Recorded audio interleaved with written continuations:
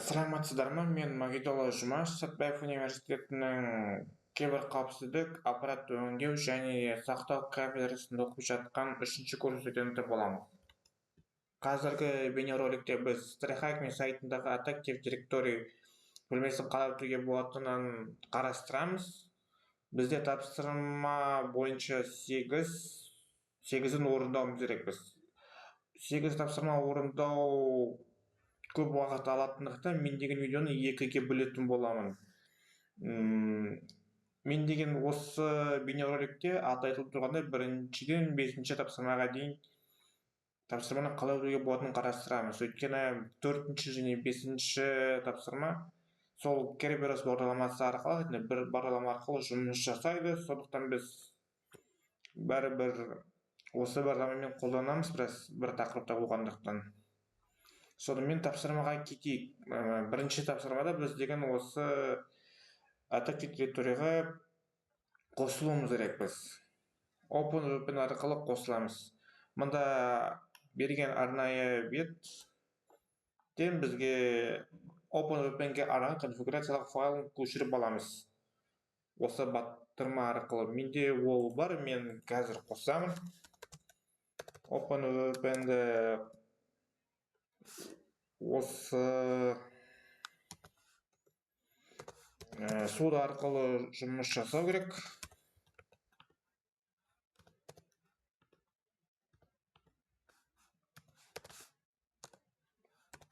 Бізден копиясы сұрап жатыр. Мінекей.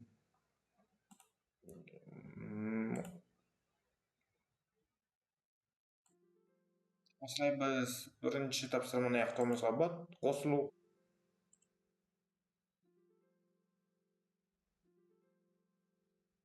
Осы тапсырманы орындауға біз деген осы Trahacme беретін өзінің виртуалдық машина арқылы өтуге де болады, бірақ деген осы тегін версиясы ол деген баяу болып тұр, және де бұл интернетке байланысты болып тұр, және де оны әрдайым қосыла алмайсыздар. Бір қосқаннан кейін біраз уақыт өту керек қайтадан пайдаланып алу үшін. Сосын мінекей, мұнда бағдарлама қосылған осы жолмен білуге болады. Мұнда осы жақта тексеруге болады, жаңартып. Мінекей, біз өзіміздің IP-мізді осы жақтан қарауымызға болады. Осымен бірінші тапсырма біттік. Енді екінші тапсырмаға біз осы тағы да бағдарламалар көшіруіміз керек. Осымен ол бағдарламалар көшірілді алдын ала.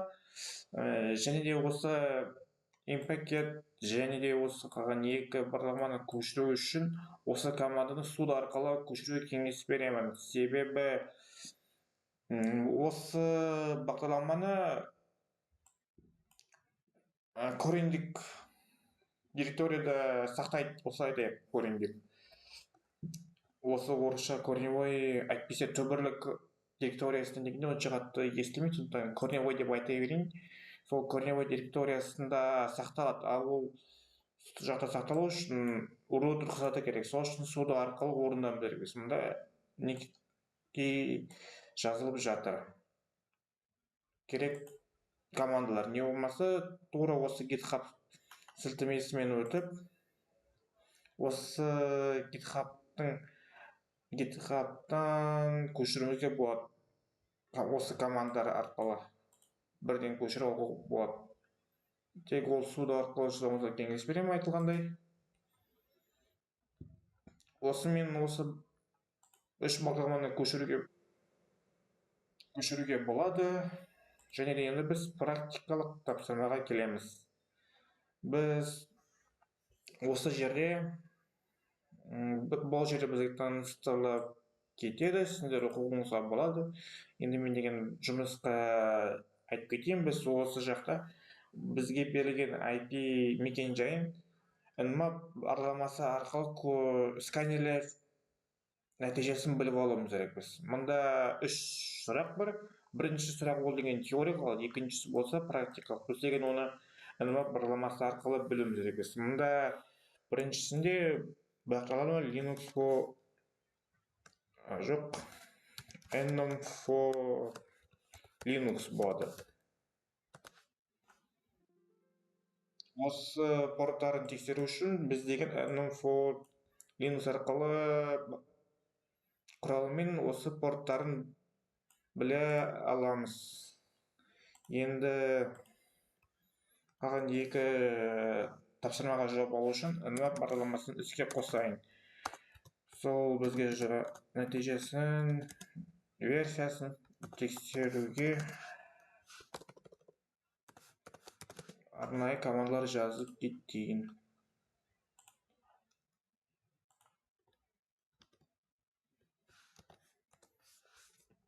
Бұл біраз уақыт алды, сондықтан мен деген қазір күткен уақытты қайтып жасаймын. Сіздер үшін бұл 1 секунд болды. Мінекей бізде осы нәтиже шықты. Біз деген қазір екінші сұрақты не сұратқан айтып кетейік. Бізде осы NetBIOS domain name'де қандай машина атын сұрап жатыр. Және де егер біз қарағанда мінекей NetBIOS domain name машина аты THDMAD. Тексереміз. Енді мұнда Active Directory domainнің атын сұрап жатыр. Ол деген мінекей domain name жолында біз аламыз. Бірақ деген бізде мұнда жауап бойынша бізге 6 символ сұрап жатыр. Ал мұнда болса 6 символдан көп. Бірақ егер біз соңғы жағындағы local және нүктені алатын болсақ, онда бізге керек 6 символды бере алады. Соны қойсақ, жауабымыз дәл келеді. Ендеше сол айтып кеткен 4-ші тапсырмаға Kerberos-қа кетейік. Біз деген бұл тапсырмада Kerberos арқылы пайдаланушылар аттарын қарастыруымыз керек біз. Мына жерде оқуыңызға болады. Мұндағы сілтеме GitHub'тағы сілтемесіне апарады. Ол менің танысуыңызда да болады керек болса. Және де мұнда 3 сұрақтар. Бірінші сұрақта жазылып тұр. Сұрап жатыр бізден Kerberos бағдарламасы арқылы қандай командамен біз деген барлық пайдаланушының атын қарай аламыз. Және де бұл user enum. Және де енді екінші және үшінші сұрақтар ол деген практика, яғни біз осы бағдарламаны қосып, соның нәтижесін жазуымыз керек. Сол үшін Kerberos деп шақырып, сосын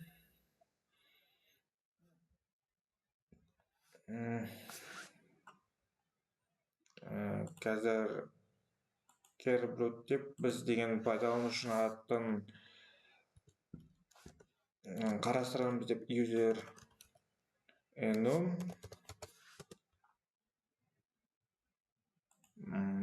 Дұрыс. Сосын барып бізге IP мекен-жайын жазуымыз керекпіз.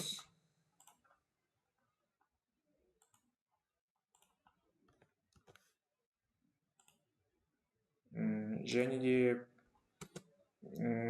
үшінші тапсырмада бір айтылып кеткендей, біз деген мұнда пайдаланушы ретінде осы және де nmap'тан алған осы spookies local'ын енгізуіміз керек біз пайдаланушы ретінде d параметрін беріп.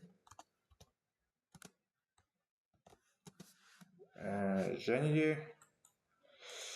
бізге осы 4-ші тапсырмада берілген пайдаланушы және де құпия сөз тізімдері. Мен оны қазір көшіріп алайын wget арқылы.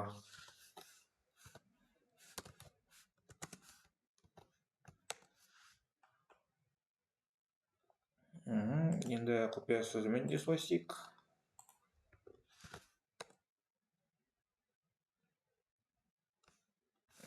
wgetті басуды ұмытып кеттім.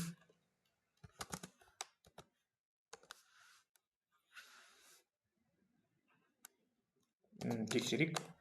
Мінекей пайдаланушы және де құпия сөз тізімі. Бізге қазір керек пайдаланушы тізімі. Бағдарламаны іске қосамыз. Мінекей бізде James, admin, сол ссс админді жазып көруге болады. Келіп тұр. Тегі Джеймс, Робин. Darkstar деген пайдаланушы шықты. Администратор көруімізге болады. Үшінші сұрақ жауабы ретінде. Бірақ деген бұл бізге жауап форматы бойынша бізге символ санымен келіспейді, сондықтан бұл администратор емес. Тағы нәтижені күтейік онда. Бакап, бұл енді сан қай жетеді, осы нәтижеде жазылып тұрған. Тексеріп көрейік ал. Көргеніңіздей біз деген осылай 4-ші тапсырманы аяқтадық. Ендеше 5-ші тапсырмаға кірісерміз. Мұнда жазылып, 5-ші тапсырмада жазылып тұр. Біз деген пайдаланушы атын қарағаннан, біз деген енді сол кербелестен арқылы Асреброс деп шабуыл жасауымыз керек біз айтқанда. Бұл туралы мынаша жазуыңыз оқуыңызға болады, теориясын осы жерін. Сол бізге қазір байланысты бізге керек қазіргі бағдарлама ол деген осы get_info_users.py. Мынашта оның жолдары жазылып тұр. Сол екінші тапсырмада көшкен Packer мен бірге соны қазір қосуымыз керек біз.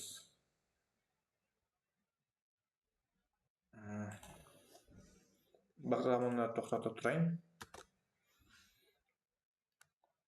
Біз мұнда 3-ші Python арқылы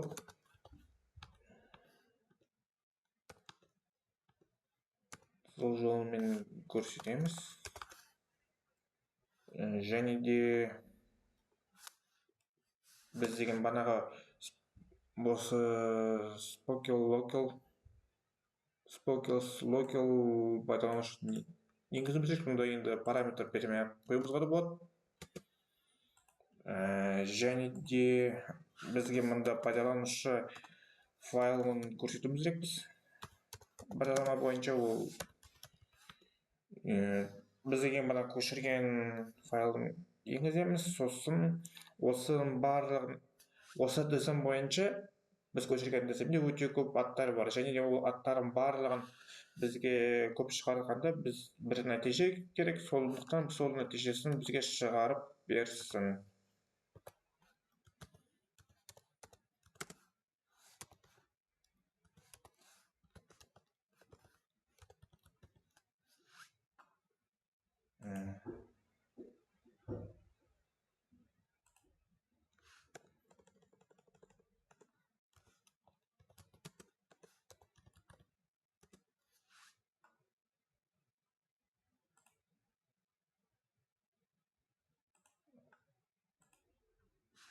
Мен деген мұнда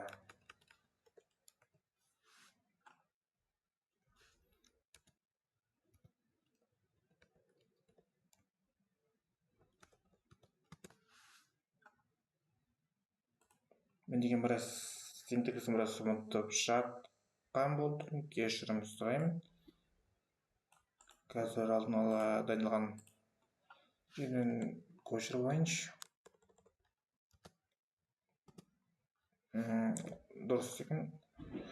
Енді біз деген құпия сөзді енгізбей ақ қоямыз деп жазамыз. Және де соңғы параметр ретінде осы IP мекен-жайын енгіземіз.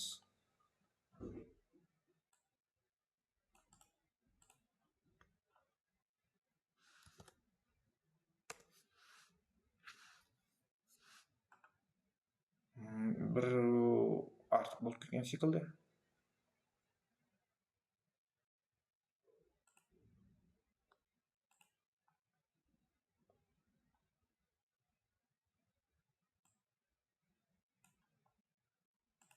Мен деген форматын көрсетіп кеткен секілді.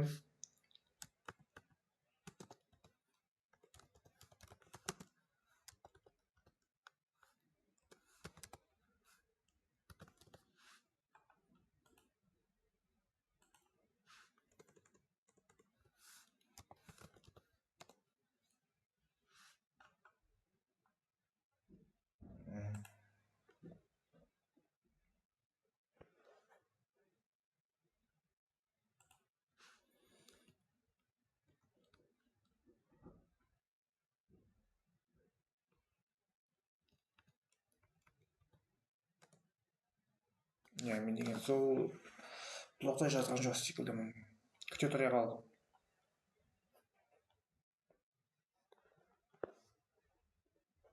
Бізге осындай Джеймс туралы нәтиже берген, бірақ ол қызық емес. Керберт жұмыс жасағанға біз деген қандай сұрақтар қойған екенін бір түсіндіріп кетейін. Бізге мында бірінші сұрақта жазылып тұрған, бізде екі пайдаланушы аты бар, ол деген SSH admin және backup. Қайсы арқылы біз деген құпия сөзсіз кіре аламыз? Оны әзірше айта алмаймыз, өйткені біз де білмейміз. Бірақ та мен айтып кетейін, біз деген қандай пайдаланушы арқылы құпия сөзсіз енгізе алатынымызды. Мұнда бір өзгеріс бар ма? Жоқ әзірше. Және ол сол бір пайдаланушы атын бір бөлек көрмесе болатын мұнда негізі. Сосын мұнда жазылып тұр, біз деген осы hashcat example sample wiki бетіне қарап, мен қазір сол сайтты ашып кетейін.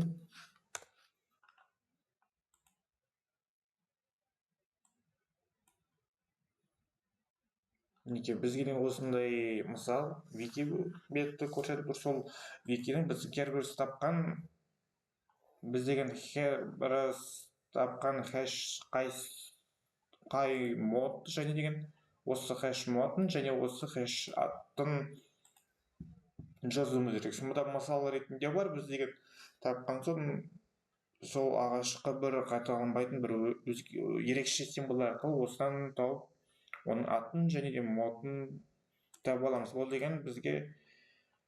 Бұл бізге керек, себебі осы Kerberos бізге қазір хэштелген құпия сөзін береді, және бізге сол хэштелген құпия сөзді қайтадан қалпына келтіру үшін бізге құпия сөзге бізге осы хэш модын бөлуіміз керекпіз.